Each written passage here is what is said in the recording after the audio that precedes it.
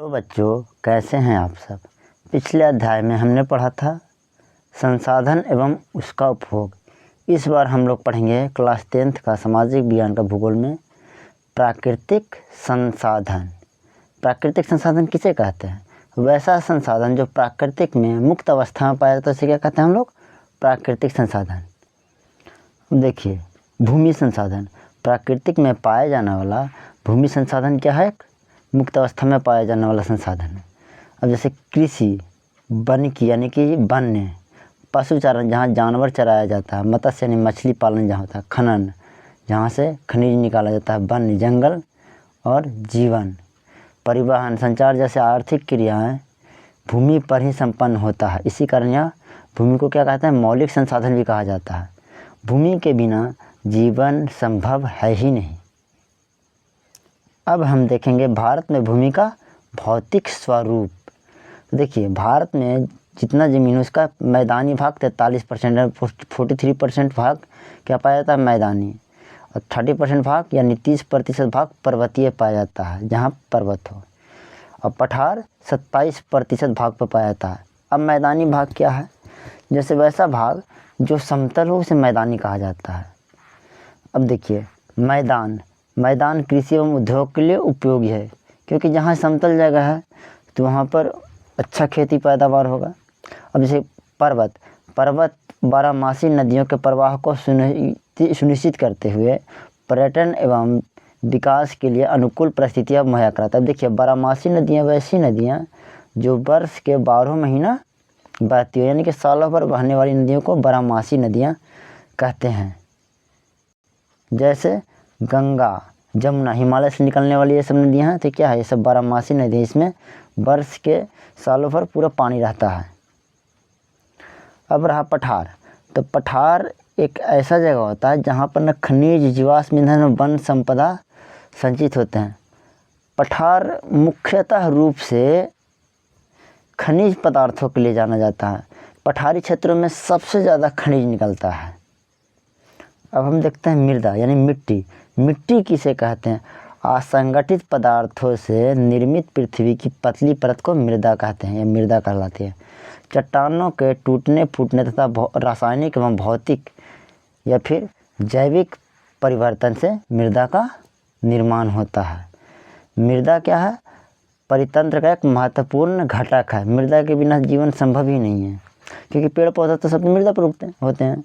मृदा नवीनीकरणीय प्राकृतिक संसाधन है। अब हम देखते हैं मृदा के निर्माण के कारण। तो पहला कारण क्या है? उच्चवाचन या धाराकृति, मूल शैल या चट्टान, फिर हो गया जलवायु, फिर वनस्पति, जैव पदार्थ, खनिज कण एवं समय। अब हम देखेंगे मृदा के प्रकार। मृदा मुख्य रूप से भारत में 6 प्रकार के पाए जाते हैं। पहला है जलोढ़ मृदा, दूसरा है काली मृदा, तीसरी है लाल एवं पीली मृदा, चौथा है लेटराइट मृदा, 5वें नंबर पर आता है मरुस्थलीय मृदा और 6 नंबर पर आता है पर्वतीय मृदा। अब इसको हम क्या करते हैं कि भारत में कहाँ पर किस प्रकार का मृदा पाया जाता है उसको हम थोड़ा सा नक्शा के अनुसार, भारत के मैप के अनुसार देखते हैं।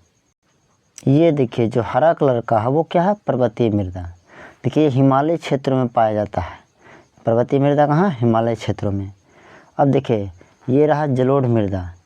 ये गंगा, यमुना एवं ब्रह्मपुत्र के मैदानी भागों में पाया जाता है ज़्यादातर जलोढ़ मृदा। तीसरा है लाल और पीली मृदा।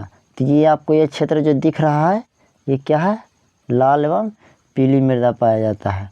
ज़्यादातर लाल एवं पीली मृदा कहाँ पाया जाता है? पठारी क्षेत्रों में। फिर ये मध्य प्रदेश, ये सब क्षेत्रों में क्या पाया जाता है?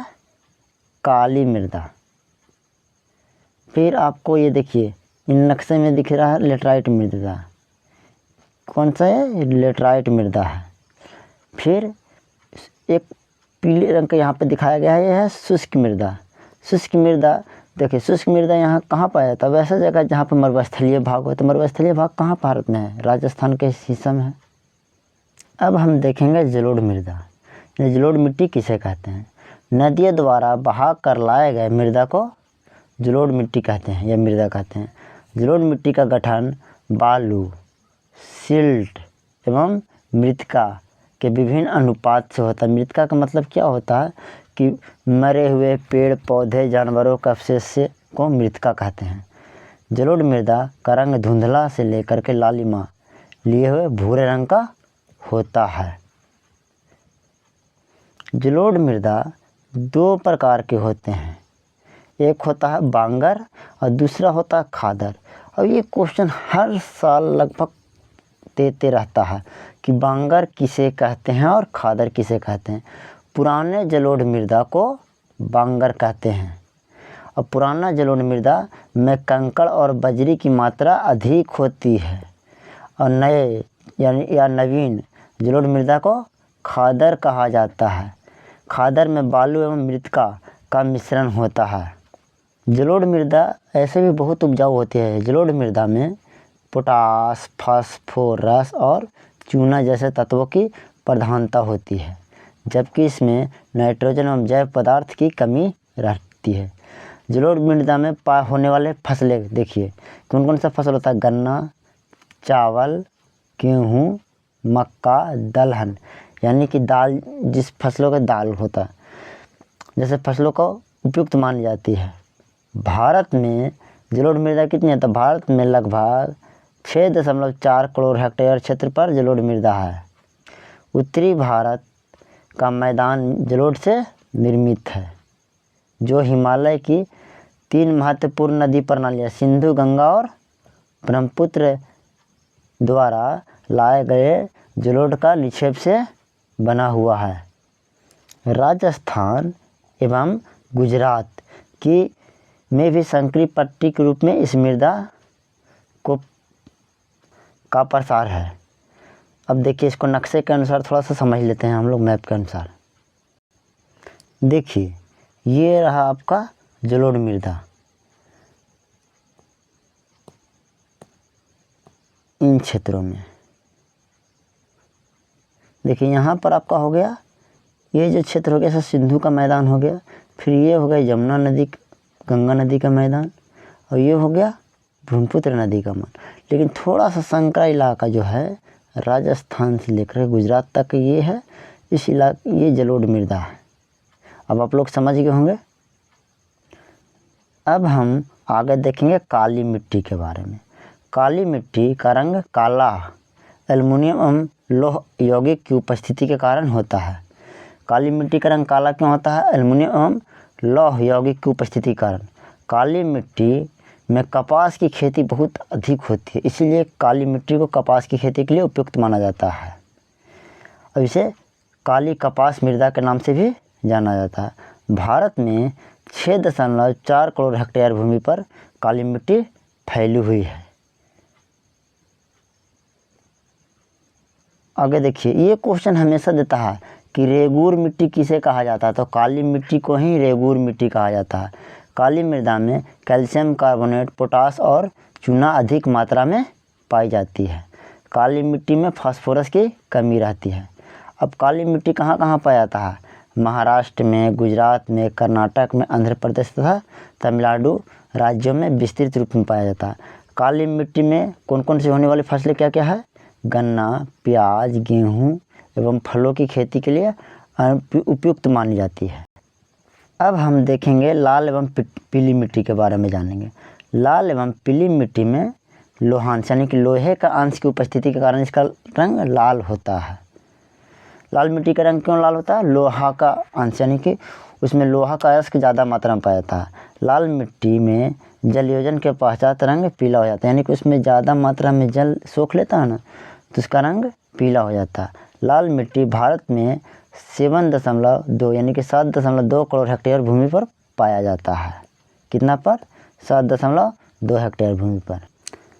लाल एवं पीली मिट्टी तमिलनाडु, कर्नाटक, गोवा, दक्षिण पूर्वी महाराष्ट्र, आंध्र प्रदेश, उड़ीसा, छोटा नागपुर पठार एवं मेघालय के पठारी क्षेत्रों में पाया जाता है। अब हम देखेंगे लेटराइट मिट्टी। लेटराइट मिट्टी किसे कहते हैं और कहाँ पाया जाता है? लेटराइट शब्द की उत्पत्ति ग्रीक भाषा के लेटर शब्द से हुआ है, जिसका शाब्दिक अर्थ होता है ईंट। भारत में लेटराइट मिट्टी का विस्तार 1.3 यानी कि वो 1.3 करोड़ हेक्टेयर भूमि पर पाया जाता है। एल्युमिनियम एवं लोहे के ऑक्साइड के कारण इसका रंग लाल होता है। लेटराइट मिट्टी का रंग लाल क्यों होता है? एल्युमिनियम एवं लोहे के ऑक्साइड के कारण। लेटराइट मिट्टी में ह्यूमस की मात्रा नगण्य होती है, यानी कि ह्यूमस बहुत कम होता है, जिसके कारण क्या होता है ना कि ये जो लेटराइट मिट्टी है उपजाऊ उतना अच्छा नहीं होती है। इसे एक बार फिर से ध्यान से समझ लीजिएगा। लेटराइट मिट्टी में ह्यूमस नग्न होता है, यानी कि ना के बराबर होता है। लेटराइट मिट्टी में कर्नाटक में, केरल, तमिलनाडु, मध्य प्रदेश, उड़ीसा तथा असम में मिलता है। कर्नाटक, केरल और तमिलनाडु में लेटराइट मिट्टी में चाय एवं कहवा का उत्पादन किया जाता है। तमिलनाडु, आंध्र प्रदेश और केरल में लेटराइट मिट्टी में काजू की खेती की जाती है, क्योंकि काजू की खेती लेटराइट मिट्टी में अच्छी मात्रा में होती है। अब हम जानेंगे मरुस्थलीय मृदा। इसका नाम से ही पता चल रहा है कि ऐसी मिट्टी जो कि मरुस्थल में पाई जाती हो उसे मरुस्थलीय मृदा कहते हैं, यानी कि वैसी मिट्टी जो कि रेगिस्तानी भाग में पाया जाता है उसे मरुस्थलीय मिट्टी कहते हैं। मरुस्थलीय मृदा शुष्क ऋतु, अल्प वर्षा और ह्यूमस रहित बालू मिट्टी वाले क्षेत्र में विकसित होते हैं। मरुस्थलीय मृदा का रंग लाल या हल्का भूरा होता है। ये कहाँ कहाँ पाया जाता है मरुस्थलीय मृदा? पंजाब में, राजस्थान, सौराष्ट्र यानी कि गुजरात का कुछ हिस्सा है, कच्छ, पश्चिमी हरियाणा और दक्षिणी पंजाब में पाई जाती है। मरुस्थलीय मिट्टी में वनस्पति और उर्वरक का अभाव पाया जाता है। अब देखिए ना, रेगिस्तानी मिट्टी में उतना अधिक पेड़ पौधा नहीं उगता है।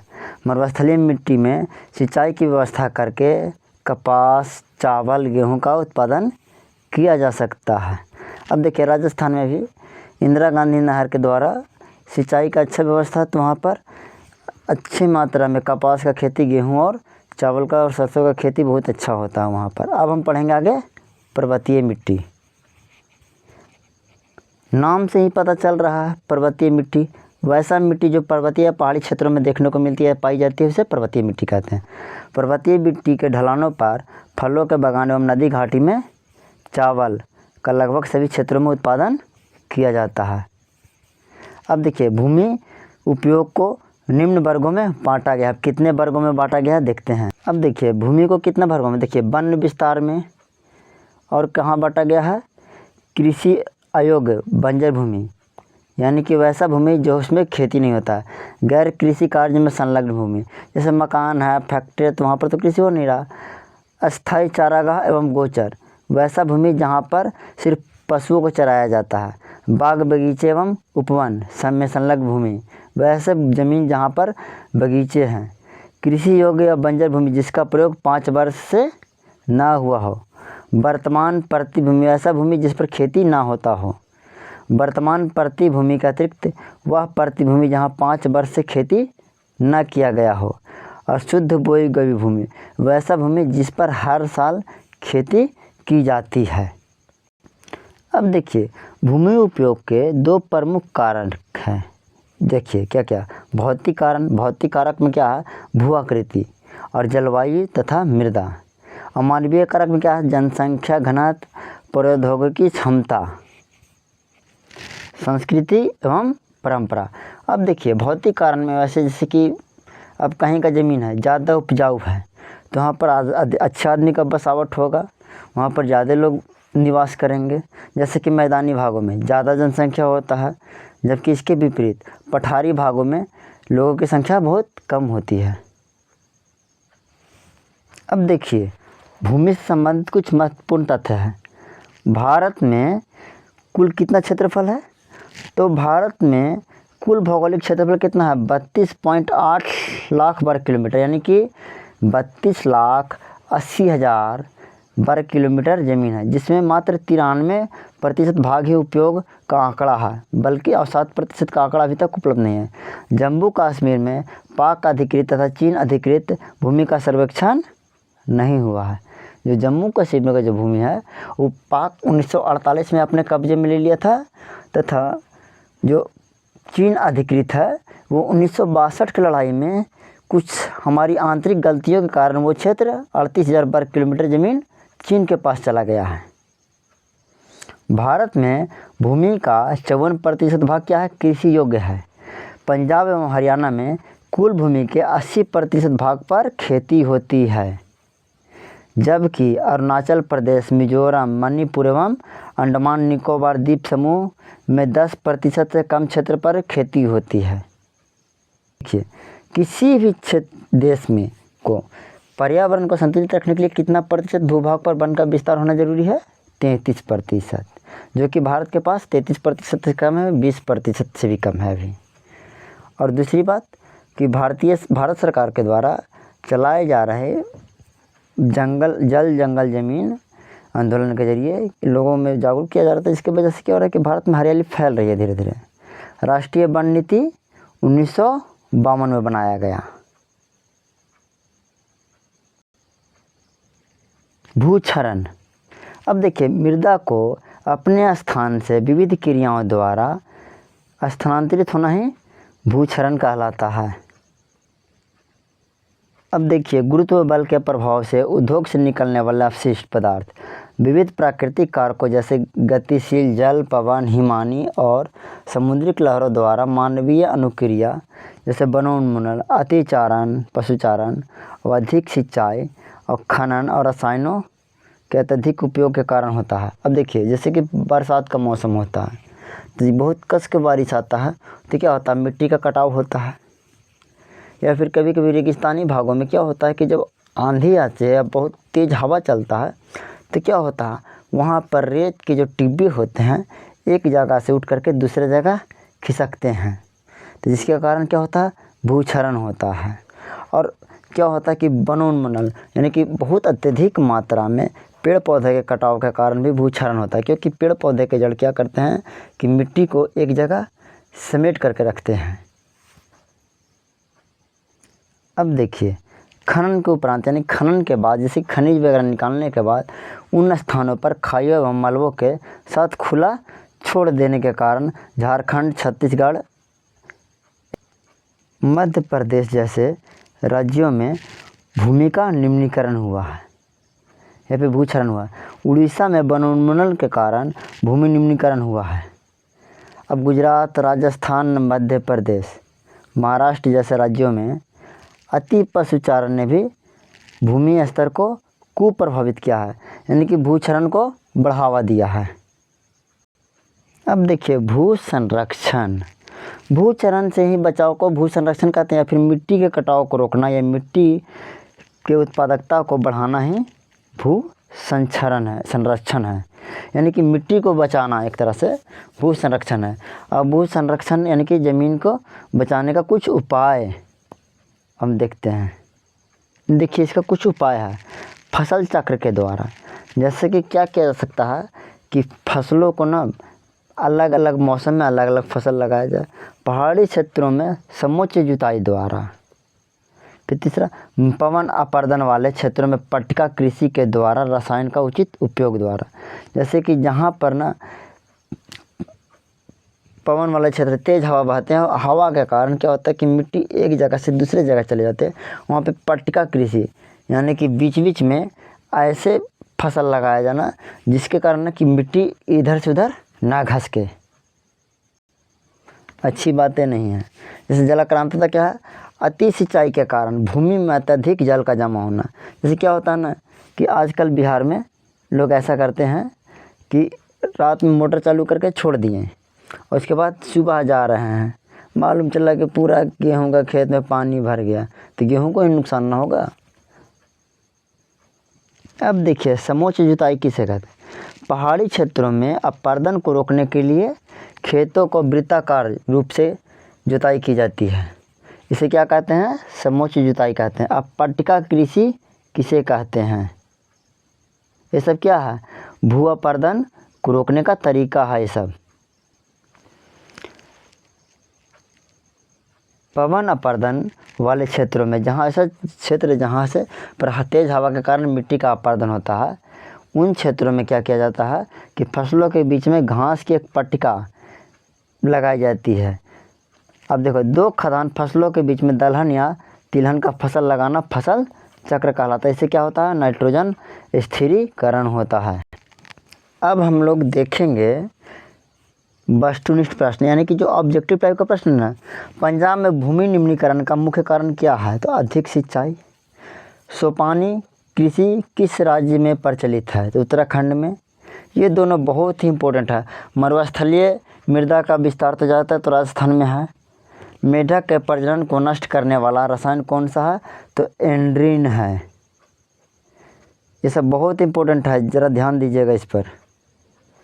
अभी हम लोग पढ़े भी थे, काली मिट्टी का दूसरा नाम क्या है, तो रेगुर मिट्टी। निम्न में पुराने जलोढ़ मिट्टी किसे कहते हैं, तो बांगर को। और नई जलोढ़ मिट्टी क्या कहता है, तो खादर। निम्न में से कौन सा मृदा निर्माण का कारक है, तो इसमें आपका बुक में ऑप्शन दिया हुआ है, अब बुक से ज़रा देख लीजिएगा इनमें से सभी। तो इसमें क्या क्या आएगा, जलवायु आएगा, तापमान आएगा, और उसके साथ में क्या आएगा, समय के साथ में आएगा, पेड़ पौधे मिट्टी, ये सब है। जलवायु पेड़ पौधा ये सब है कि मृदा निर्माण में सहायक होते हैं। इसमें भी आपका बुक में ऑप्शन दिया हुआ है, काली मिट्टी कहाँ पाया जाता है, तो कुछ ऑप्शन दिया हुआ उसमें, झारखंड में है तो झारखंड में पाया जाता है। निम्न में जलोढ़ मिट्टी कहाँ पाया जाता है, या फिर जलोढ़ मिट्टी निम्न में से जलोढ़ मिट्टी किसे कहते हैं, तो किसको कहेंगे, खादर को। काली मिट्टी किसे कहते हैं, तो रेगुर मिट्टी। तो रेगुर मिट्टी काली मिट्टी को कहते हैं।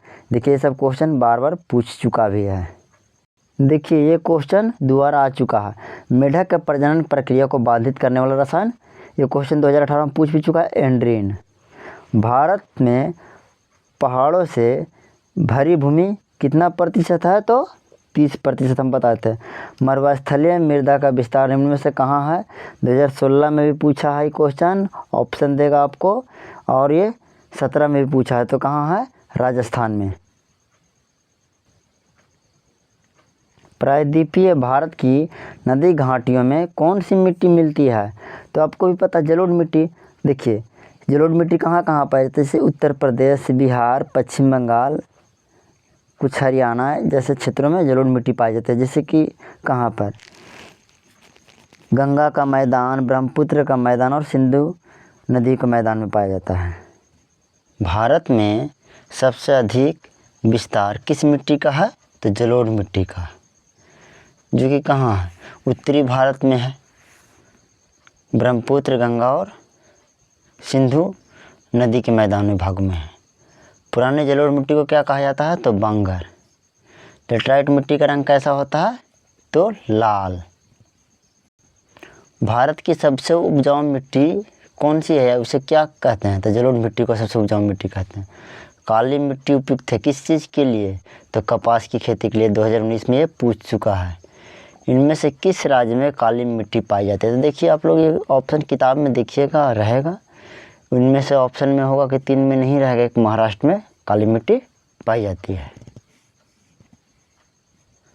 अब हम लोग देखेंगे लघु उत्तरीय प्रश्न, जो कि बुक में दिया हुआ है। जलोढ़ मिट्टी के विस्तार वाले राज्य का नाम बताएं, तो इसमें कौन सी फसलें लगाई जाती है, ये 2018 में क्वेश्चन पूछ चुका है। जलोढ़ मिट्टी के विस्तार वाले राज्य निम्न हैं, जैसे उत्तर प्रदेश हो गया, बिहार हो गया, पंजाब हो गया, गुजरात हो गया, राजस्थान, हरियाणा, पश्चिम बंगाल तथा असम। इस मिट्टी में गन्ना, चावल, मक्का, दलहन जैसी फसलें उगाई जाती है। अब देखिए समोच्च कृषि से आप क्या समझते हैं। पहाड़ी क्षेत्रों में मृदा अपरदन को रोकने के लिए वृत्ताकार रूप से खेत की जुताई की जाती है, इसे क्या कहते हैं, समोच्च कृषि का नाम दिया गया है इसको। अब ये देखते हैं कि पवन अपरदन वाले क्षेत्र में कृषि की कौन सी पद्धति अपनाई जाती है। 2021 में क्वेश्चन पूछा जा चुका है। पवन अपरदन वाले क्षेत्र में पट्टिका पद्धति को उपयोग किया जाता है। इस कृषि में फसलों के बीच में क्या किया जाता है, घास की एक चौड़ी पट्टी लगाई जाती है। अब आगे का प्रश्न, भारत के किन भागों में नदी डेल्टा का विकास हुआ और यहाँ की मृदा की क्या विशेषता है।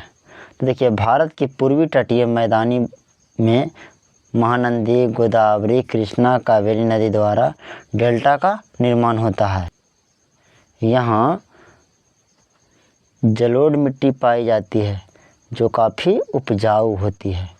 अब देखिए, फसल चक्रण में मृदा संरक्षण में किस प्रकार सहायक, फसल चक्रण से मृदा संरक्षण किस प्रकार होता है, यह क्वेश्चन 2022 में पूछ चुका है, यानी कि ये भी बहुत इंपॉर्टेंट क्वेश्चन है। फसल चक्रण के द्वारा मृदा के पोषण स्तर को बरकरार रखा जा सकता है। गेहूं, चावल, मक्का, आलू के लगातार उगाने से मृदा के पोषक तत्वों में कमी हो जाती है। इसे तिलहन एवं दलहन की खेती से पुनः प्राप्त किया जा सकता है। इससे नाइट्रोजन का स्थिरीकरण होता है और फसल चक्रण से मृदा संरक्षण में मदद मिलती है। देखिए, एक और इम्पोर्टेंट क्वेश्चन, मृदा निर्माण के कारकों का उल्लेख करें। 2019 में ये पूछ चुका है, पीछे भी हम बताए थे मृदा निर्माण के निम्नलिखित कारक हैं, जैसे उच्च वाचन या फिर धाराकृति, मूल्य शैल या चट्टान, जलवायु, वनस्पति, जैव पदार्थ और खनिज कण। अब चलिए आगे का प्रश्न, जलोढ़ मृदा से आप क्या समझते हैं, इस मिट्टी में कौन सी फसल उगाई जाती है। ये बहुत इंपॉर्टेंट क्वेश्चन है क्योंकि 2017 में ये पूछा जा चुका है। अब पीछे हम पढ़ाए भी हैं, नदियों द्वारा बहाकर लाए गए मिट्टी को जलोढ़ मिट्टी या जलोढ़ मृदा कहते हैं। जलोढ़ मिट्टी में क्या क्या चीज़ उगाई जाती है, गन्ना, चावल, गेहूँ, मक्का, दलहन जैसे फसलों के लिए उपयुक्त मानी जाती है। अब अगला प्रश्न, खादर एवं बांगर में अंतर स्पष्ट करें। 2020-12 में ये पूछा है, ये भी बहुत इंपॉर्टेंट क्वेश्चन है। बांगर, पुराने जलोढ़ मिट्टी को बांगर कहा जाता है। पुराने जलोढ़ मिट्टी में कंकड़ और बजरी अधिक मात्रा में पाई जाती है, जबकि नए जलोढ़ मिट्टी को क्या कहा जाता है, खादर कहा जाता है। इसमें बालू और मृतिका का मिश्रण होता है। मृतिका का मतलब क्या होता है, पेड़ पौधे के अवशेष या फिर मरे हुए जानवरों का सड़े गले पत्तों का अवशेष होता है। अब आगे का क्वेश्चन, डेल्टाई मृदा की विशेषताएं लिखिए। ये भी 2024 में क्वेश्चन पूछा, ये भी बहुत इंपॉर्टेंट है। नदियों द्वारा बहाकर लाए गए मृदा को जलोढ़ या डेल्टाई मिट्टी या मृदा कहते हैं। पूर्वी तटीय मैदान स्थित महानंदी, गोदावरी, कृष्णा, कावेरी नदियों द्वारा निर्मित डेल्टा का निर्माण जलोढ़ मिट्टी द्वारा ही होता है। जलोढ़ मिट्टी का गठन बालू, सिल्ट एवं मृतिका के विभिन्न अनुपात में होता है। जलोढ़ मिट्टी गन्ना, चावल, गेहूँ, मक्का, दलहन जैसे फसलों के लिए अब थोड़ा सा समझ लीजिए, अब डेल्टा होता क्या है। जैसे कि नदी द्वारा बहा करके पानी लाया जाता है, तो ये क्या है कि कोई जगह है, तो यहाँ पे इस तरीक़े से नदी बह रहा है, तो क्या होता है ना कि नदी के आगे जहाँ समुद्र में नदी मिलता है वहाँ पे एक त्रिभुज के आकार का टापू बन जाता है। तो इसी टापू को ना हम लोग डेल्टा कहते हैं। ये किस आकार का होता है, त्रिभुजाकार होता है। आगे का सवाल, लेटराइट मिट्टी कहाँ पाई जाती है, इस मिट्टी में कौन कौन सी फसलें उगाई जाती है। ये 2023 में पूछा गया क्वेश्चन है, बहुत इंपॉर्टेंट है। लेटराइट मिट्टी कर्नाटक में पाई जाती है, केरल, तमिलनाडु, मध्य प्रदेश, उड़ीसा तथा असम में। कर्नाटक, केरल और तमिलनाडु में लेटराइट मिट्टी में चाय और कहवा का उत्पादन होता है, अभी हम पढ़ाएं भी आपको। जबकि तमिलनाडु और आंध्र प्रदेश और केरल में लेटराइट मिट्टी में क्या चीज़ का खेती किया जाता है, काजू का, क्योंकि वहाँ का मौसम भी उसके अनुकूल और मिट्टी भी है। अब हम आगे का क्वेश्चन सॉल्व करेंगे, दीर्घ उत्तरीय प्रश्न किताब का। अब देखिए, जलक्रांतता कैसे उपस्थित होता है, मृदा पर्दन में इसकी क्या भूमिका है। तो देखिए, क्या अधिक सिंचाई के कारण जलक्रांतता की समस्या उपस्थित होता है, जिससे मृदा में लवणीय और क्षारीय गुण बढ़ जाता है, जो भूमि के निम्नीकरण के लिए उत्तरदायी होता है। पंजाब, हरियाणा और पश्चिमी उत्तर प्रदेश में अधिक सिंचाई से भूमि का निम्नीकरण हुआ है। इसमें अब आप लोग कोई दिक्कत नहीं होगा बाबू लोग। अब आगे का सवाल में देखिए, अब आगे क्वेश्चन है कि मृदा संरक्षण पर एक निबंध लिखिए, यानी कि मृदा का संरक्षण को किस तरीक़े से रोका जा सकता है। देखिए, मृदा क्या है, प्रकृति का एक महत्वपूर्ण प्राकृतिक संसाधन है। यह न केवल पेड़ पौधा का विकास करती है बल्कि धरती के विविध प्रकार के प्राणियों का भोजन भी प्रदान करता है, जिससे सभी प्राणी जिंदा रहते हैं। इसके नष्ट होने से प्राकृतिक एक बहुमूल्य शक्ति समाप्त हो जाएगी, इसलिए इसका संरक्षण अति आवश्यक है। ये होता किस किस चीज़ से देखिए, वनोन्मूलन यानी कि वनों का अधिक कटाई, अति पशु चराने, ज़्यादा जानवर चराने से, खनन यानी खनिजों के लिए खनन करने से, रसायनों का अत्यधिक मात्रा में उपयोग के कारण भूमि का निम्नीकरण हुआ है। कोई दिक्कत? भूमि का निम्नीकरण जो है आधुनिक मानव सभ्यता के लिए एक विकट समस्या है। इसका संरक्षण के लिए हमारे लिए चुनौती है। अब देखिए, अब ज़मीन ही नहीं बचेगा तो अनाज उगेगा नहीं, तो अनाज नहीं उगेगा तो हम लोग खाएंगे क्या? फसल चक्रण, समोच्च जुताई, पट्टिका कृषि और रसायन का उचित उपयोग और वृक्षारोपण के द्वारा मृदा संरक्षण किया जा सकता है। इसको समझने में आप लोगों को कोई दिक्कत नहीं होगा। हम उम्मीद करते हैं कि अगर किसी तरीके का परेशानी है तो आप कमेंट कीजिए, हम आपको उस परेशानी का सलूशन ज़रूर देंगे। भारत में एक क्वेश्चन है बहुत इम्पोर्टेंट कि भारत में अत्यधिक पशुधन यानी कि जानवर होने के बावजूद भी भारतीय अर्थव्यवस्था में इन जानवरों का यानी कि योगदान नगण्य है। यानी कि हमारे पास जानवर तो हैं लेकिन इससे हम लोग ज़्यादा मात्रा में पैसा नहीं कमा पाते हैं। इसको स्पष्ट करिए या इसको पूरी तरह से समझाइए। भारत पशुधन के मामले में विश्व का सबसे अग्रणी देशों में से एक है, लेकिन इसके लिए अस्थायी चारागाह का बहुत कम भूमि उपलब्ध है। इसका कारण ये है कि भारत विश्व का 7वां सबसे बड़ा भूमि वाला देश है ये क्षेत्रफल की दृष्टि से, जबकि यहाँ का जनसंख्या विश्व का दूसरा है और आने वाला समय में ये हो जाएगा पहला। तो जिसके कारण क्या है कि यहाँ पर कम मात्रा में भूमि है और औसतन अदर देश के अन्य तुलना में, जिसके कारण यहाँ क्या है पर्याप्त मात्रा में भूमि उतना उपलब्ध नहीं है। इसीलिए भारत में अत्यधिक पशुधन होने के बावजूद भारतीय अर्थव्यवस्था में इसका योगदान लगभग नगण्य यानी कि न के बराबर है। आगे का क्वेश्चन हम लोग देखते हैं, जलोढ़ मृदा की विशेषताओं पर एक संक्षिप्त विवरण दीजिए। ये सवाल 2024 में पूछा जा चुका है। ये भी बहुत इम्पोर्टेंट सवाल है। अब देखिए, जलोढ़ मिट्टी की क्या विशेषता है। तो ये नदियों द्वारा बहाकर लाई गई मृदा को क्या कहते हैं? जलोढ़ मिट्टी कहते हैं। भारत में लगभग 6.4 करोड़ हेक्टेयर क्षेत्र में ये जलोढ़ मिट्टी फैला हुआ है। जलोढ़ मिट्टी कितने प्रकार के होते हैं? 2 प्रकार के, बांगर और खादर। देखिए, पुराने जलोढ़ मिट्टी को बांगर कहा जाता है। पुराने जलोढ़ मिट्टी में कंकड़ एवं बजरी की मात्रा अधिक होती है।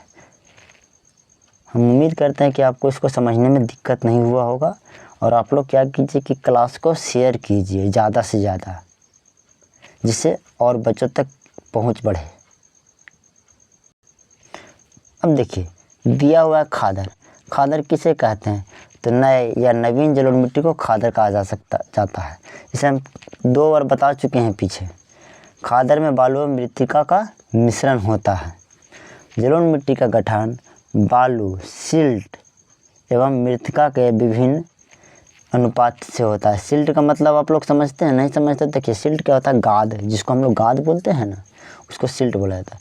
जलोढ़ मिट्टी का रंग धुंधला से लेकर लालिमा लिए हुए भूरे रंग का होता है। जलोढ़ मिट्टी में पोटास, फास्फोरस और चूना जैसे तत्वों की प्रधानता होती है, जबकि इसमें नाइट्रोजन एवं जैव पदार्थ की कमी रहती है। जलोढ़ मिट्टी गन्ना, चावल, गेहूँ, दलहन जैसे फसलों के लिए उपयुक्त मानी जाती है। उत्तर भारत का मैदान जलोढ़ मिट्टी से निर्मित है, जो हिमालय की 3 महत्वपूर्ण नदी प्रणालियाँ जैसे सिंधु, गंगा और ब्रह्मपुत्र द्वारा लाए गए जलोढ़ के निक्षेप से बना है। राजस्थान एवं गुजरात में भी संकरी पट्टी के रूप में इस मृदा का प्रसार है, यानी फैला हुआ है। पूर्वी तटीय मैदान स्थित महानंदी, गोदावरी, कृष्णा और कावेरी नदियों द्वारा निर्मित डेल्टा का निर्माण भी जलोढ़ मिट्टी से हुआ है। अब देखिए, आप लोग इस चैनल को आए हैं तो सब्सक्राइब कर दिए और रेगुलर आपको वीडियो मिलेगा। आपको आर्ट्स का भी मिलेगा, टोटल 6 सब्जेक्ट का मिलेगा। मैथ का मिलेगा, सोशल साइंस का मिलेगा, साइंस का मिलेगा, संस्कृत का मिलेगा, हिंदी का मिलेगा और इंग्लिश का मिलेगा इस चैनल पर आपको। और बच्चों तक जहाँ हो आप लोग अपना शेयर कीजिए, अपने दोस्तों में ज़्यादा से ज़्यादा इसको शेयर कीजिए। आने वाला समय में आप लोग के लिए हम PDF तैयार कर रहे हैं, जो कि PDF रेडी हो जाएगा तो आप लोग को PDF भी दिया जाएगा।